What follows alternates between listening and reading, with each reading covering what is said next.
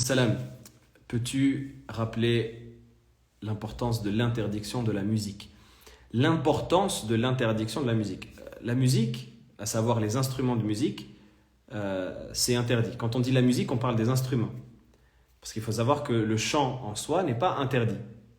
À l'époque du prophète sallallahu alayhi wa sallam, il y avait le huda. Le huda, qu'est-ce que c'est? C'est le chant notamment que faisait ce qu'on appelle hadil ibil, qui est le chamelier pour conduire les chamelles. Et de manière générale, la poésie, elle se récitait avec chant.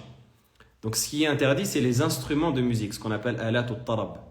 Les instruments de musique, en dehors du tambour qui lui est autorisé en temps de mariage, et en dehors également de la flûte, qui est autorisée mais détestable en temps de mariage également, dans l'école de l'imam Malik, rahimahullah ta'ala. Dans l'école de l'imam Malik, on a le tambour, le douf qui est autorisé en temps de mariage, et on a la flûte qui est autorisée mais détestable, makruh également. Tout ce que vous avez dans Dakka al-Marrakchi, c'est ça je crois.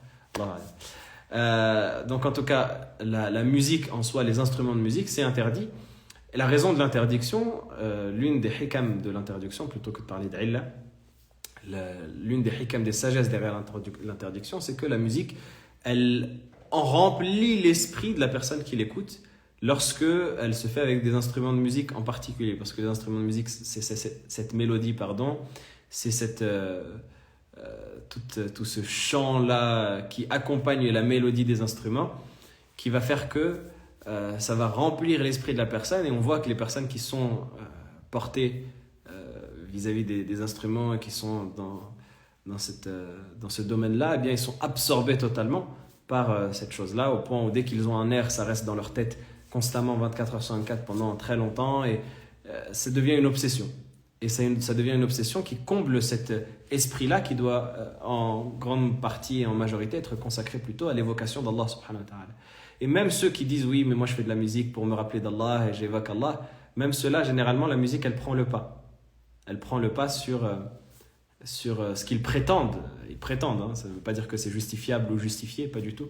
Mais ils prétendent que ça les rapproche d'Allah ou autre que cela. Et on voit que la musique, elle prend le pas et que ça devient au final la sonorité ou la musicalité qui devient supérieure à l'évocation. Donc c'est la raison pour laquelle l'importance ou l'interdiction de la musique a été mentionnée. Après, l'importance, ça n'est pas...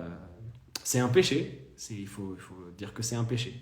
Mais ça n'est pas non plus quelque chose qui sort de l'islam. Évidemment, personne ne dit cela. Mais je veux dire par rapport, quand on dit l'importance, il faut plutôt se rappeler que c'est une chose qu'Allah subhanahu wa ta'ala nous a interdit. Et quand on sait que c'est une chose qu'Allah subhanahu wa ta'ala nous a interdit, eh bien on s'arrête.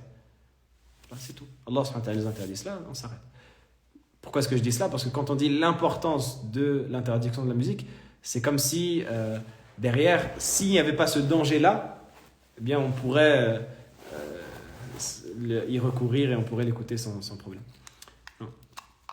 Mais après, surtout, le péché, il s'aggrave et il s'aggrave et il s'aggrave lorsque la musique, elle est de plus en plus obscène, comme on a aujourd'hui. Subhanallah, des gens qui écoutent aujourd'hui des musiques où ça parle inani, ça parle de fornication, ça parle de... Des fois, ne serait-ce qu'en ouvrant la radio sans faire exprès, en tombant sur une piste ou en scrollant un fil des réseaux sociaux, ou parfois dans les stories, et en passant sur les paroles, surtout maintenant quand on sait elles sont écrites, etc.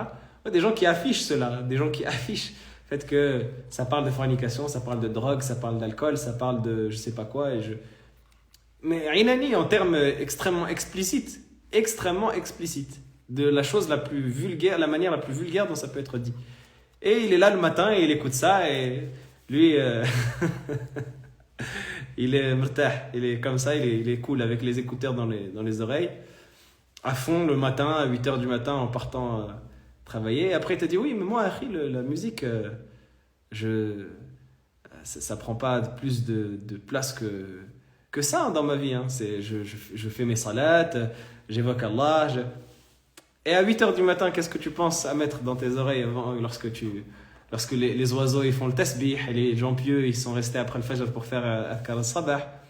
Qu'est-ce que toi tu penses à mettre dans tes oreilles? J'ai vendu la drogue et j'ai capté la femme et j'ai ceci, cela, et j'ai bu l'alcool et j'ai ceci, cela, et la bouteille de kada, etc. Et c'est pas à moi de vous faire le listing de tout ce que on peut entendre